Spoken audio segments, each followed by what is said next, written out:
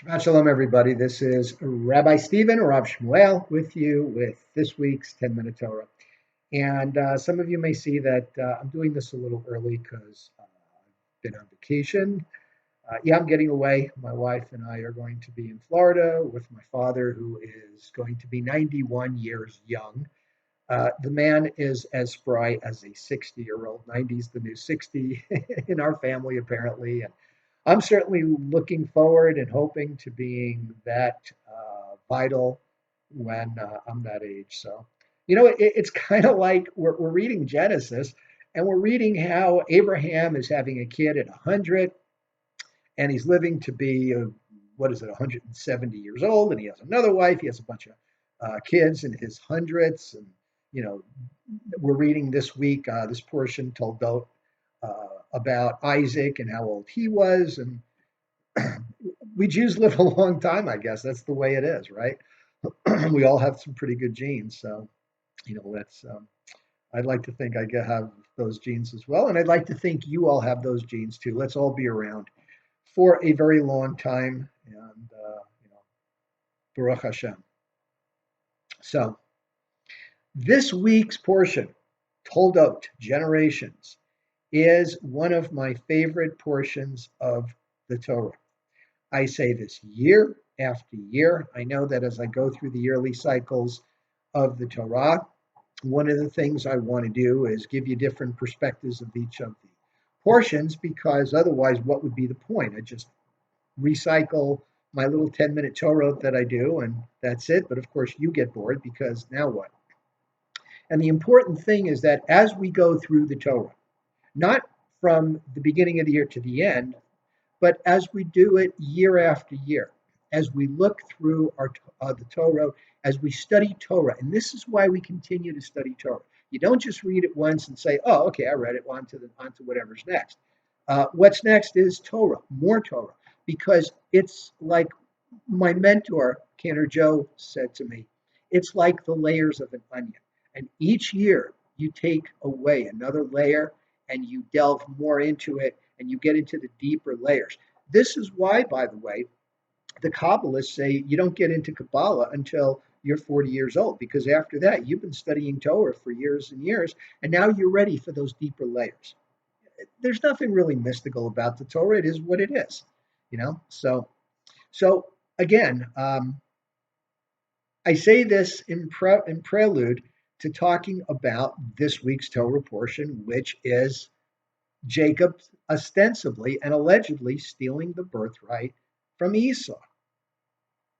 Now, some of the sages talk about that. They talk about the consequences. They say that later on, yes, spoiler alert, that Jacob in turn loses his favorite son Joseph for years, as Joseph is, sold into slavery by his jealous brothers and carted away to Egypt to slavery, and then he, finds his good fortune like Abraham, Isaac, and Jacob did, and he becomes, second in command, the grand vizier, uh,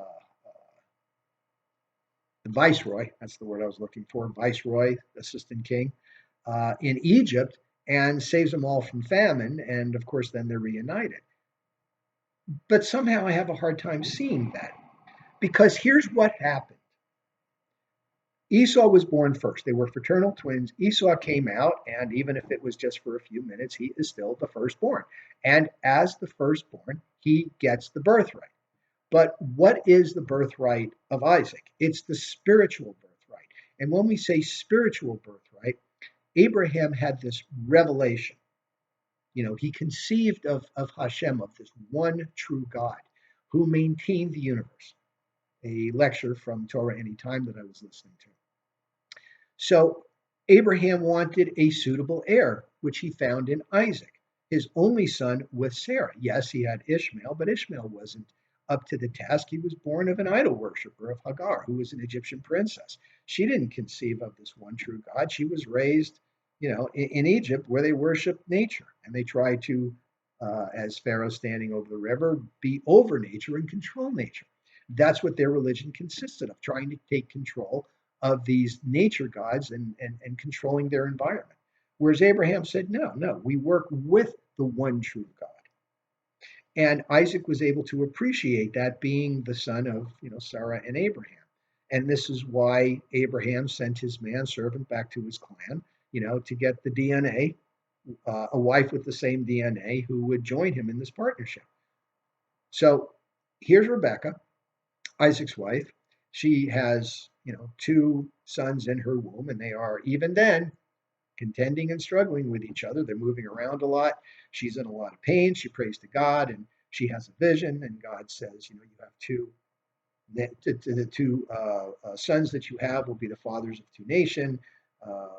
One will serve the other. The younger will serve the younger will be master over the elder, and and that's what happens. So fast forward a few years, where Esau, the older one, is a ruddy complexion. He's kind of a brute. He likes to go out and hunt, and he comes back with venison, which is deer, that he feeds to Isaac. And Isaac, of course, is spoiled by these wonderful meat meals that Esau gives him, and he just has kind of a liking, kind of a fancy, prefers Esau.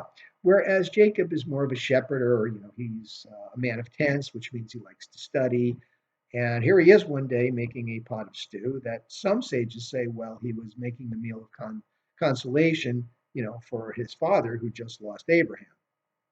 And Esau comes back from the fields. And he's hungry, he's famished, and he's like, oh, give me some of that porridge. And Jacob sees an opportunity, he goes, sell me your birthright first. Yeah, and was he really not gonna withhold food from him for that? Probably not. But Jacob was testing the waters. Jacob appreciated that spiritual birthright. He appreciated this whole Torah, this teaching from Hashem, and he wanted to be the bearer of it. So he tested Esau, and Esau's like, yeah, what good is a birthright to me if I'm dead from hunger?